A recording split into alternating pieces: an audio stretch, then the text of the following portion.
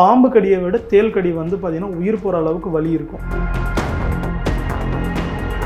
பூரான் கடித்த எஃபெக்ட் வந்து பார்த்தீங்கன்னா உடனே தெரியணும்னு அவசியம் கிடையாது. ஐஸ் கட்டி இருக்குல்ல, அது ஒரு துணியில் போட்டு நல்லா சுற்றி அந்த வீக்கம் வத்துற அளவுக்கு நம்ம ஒத்தரம் கொடுத்துட்டு ஹாஸ்பிட்டலுக்கு போயிடுறது தான் வந்து நல்லது. இதெல்லாம் பண்ணால் சரியாயிடும்ன்றதுக்கும் ப்ரூஃப் எதுவும் கிடையாது. ஷூ இல்லைன்னா ஏதாச்சும் ஒரு ரொம்ப நாள் யூஸ் பண்ணாத இருக்கிற பையிலெல்லாம் கை விடும்போது தேள் இருந்ததுன்னா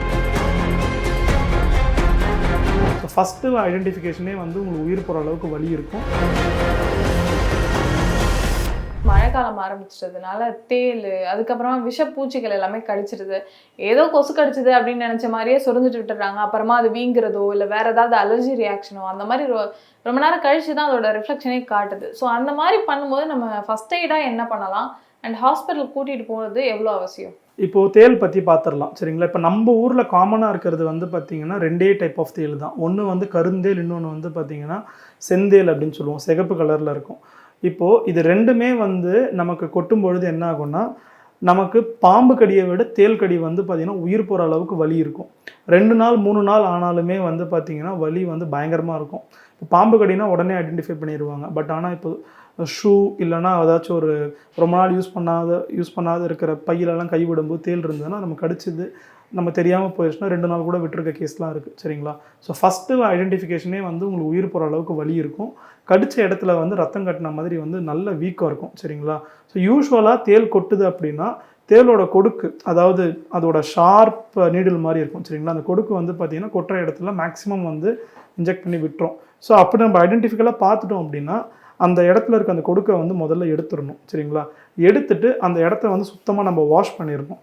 வாஷ் பண்ணிவிட்டு ஐஸ் கட்டி இருக்குல்ல, அது ஒரு துணியில் போட்டு நல்லா சுற்றி அந்த வீக்கம் வத்துற அளவுக்கு நம்ம ஒத்தரம் கொடுத்துட்டு ஹாஸ்பிட்டலுக்கு போயிடுறது தான் வந்து நல்லது. ஏன்னா ஹாஸ்பிட்டலில் வந்து பார்த்திங்கன்னா ப்ரெசோசின் அப்படின்ற ஒரு மெடிசன் இருக்குது. அந்த ப்ரெசோசின் அப்படின்ற மெடிசன் வந்து கொடுக்கும்பொழுது இந்த தேள்கடி விஷத்தில் இருந்து காப்பாற்றலாம் அப்படின்றது இப்போ நடைமுறையில் யூஸ் பண்ணிகிட்டு இருக்க மெடிசன் அதுதான். ஸோ அதை தான் ஃபாலோ பண்ணிகிட்டு இருக்காங்க. யூஸ்வலாக தேள்கடியில் வந்து நமக்கு பெருசாக என்ன தாக்கம் ஏற்படணும் அப்படின்னா, தேளில் இருக்க டாக்ஸின்ஸ் வந்து பிராடிகைனின் அப்படின்ற ஒரு சப்ஸ்டன்ஸை வந்து ரிலீஸ் பண்ணும்.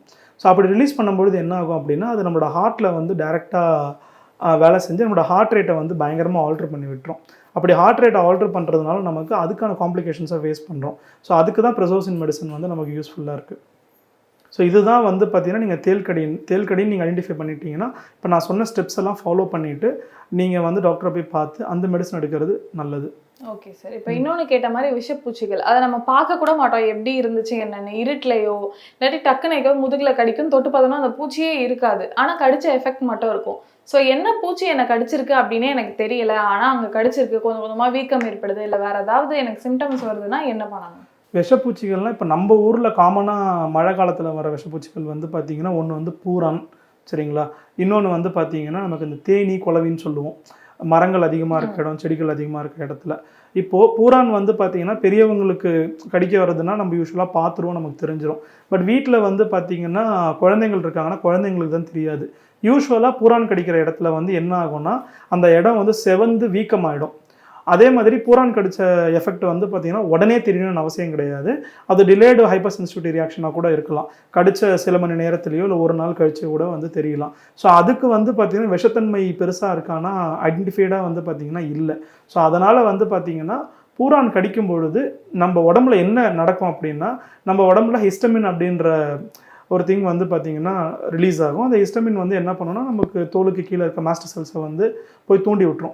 தூண்டி விடும்பொழுது என்ன ஆகும் அப்படின்னா அந்த மாஸ்டர் செல்ஸ் வந்து ஹைப்பர் சென்சிட்டிவிட்டி ரியாக்ஷனை வந்து பார்த்திங்கன்னா எடுத்து விட்டுரும்.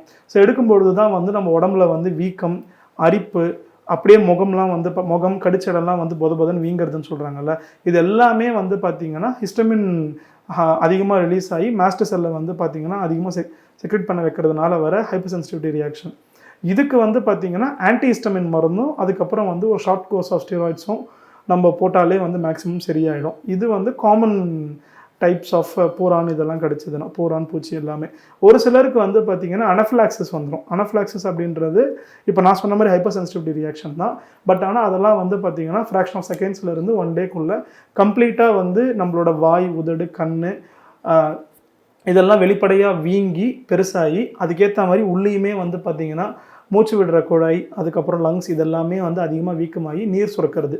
அந்த மாதிரி சுரந்ததுன்னா நம்ம வந்து அட்ரினலின் அப்படின்ற மருந்து அட்மினிஸ்ட்ரேஷன் பண்ணும்பொழுது இது சரியாகிறதுக்கான வாய்ப்புகள் நிறையவே இருக்குது. ஓகே. இப்போ இப்படி ஆகும்போது நிறைய பேர் வீட்லயே ஹோம் ரெமடியாக பண்ணுறது என்னவா இருக்கும்னா, திருநூறு குழச்சி வைக்கிறது, இல்லை மஞ்சள் வைக்கிறது, இல்லை நாமக்கட்டி வைக்கிறது, இதெல்லாம் பண்ணுவாங்க.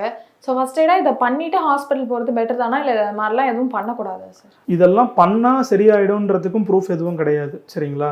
ஸோ யூஸ்வலாகவே நம்ம கம்யூனிட்டியில் வந்து எனக்கு தெரிஞ்ச வரைக்கும் எல்லாருமே வந்து ஹைப்பர் சென்சிட்டிவிட்டி ரியாக்ஷன் ஆகக்கூடிய பர்சன்ஸ் வந்து கிடையாது, சரிங்களா? ஸோ நேச்சராகவே இப்போ ஒரு விஷயம் நம்மளை கடிக்குதுன்னா நம்மளோட இம்யூன் சிஸ்டம் வந்து அதுக்கு அகெயின்ஸ்டாக வந்து ஃபைட் பேக் பண்ணி ஒரு நார்மல் கண்டிஷனில் வச்சுக்குது. பட் ஆனால் ஒரு சிலருக்கு வந்து பார்த்திங்கன்னா குயிக் ஹைப்பர் சென்சிட்டிவிட்டி ரியாக்ஷன் வந்து டெவலப் ஆகிறதுனால அவங்களாம் வந்து உடனே அவங்களுக்கு வந்து அதுக்கான தாக்கத்தை வந்து காட்டிடும். ஸோ அதனால் நம்ம கடிச்சதுன்னு சஸ்பெக்ட் இருந்ததுன்னா இப்போ இருக்க மாடர்ன் மெடிக்கல் ஃபெசிலிட்டியில் உடனே ஹாஸ்பிட்டலுக்கு போயிட்டு 2 சின்ன இன்ஜெக்ஷன்ஸ் தான், அதை எடுத்துகிட்டு ஷார்ட் கோர்ஸ் ஆஃப் ட்ரீட்மெண்ட் எடுத்தாலே சரியாயிடும்.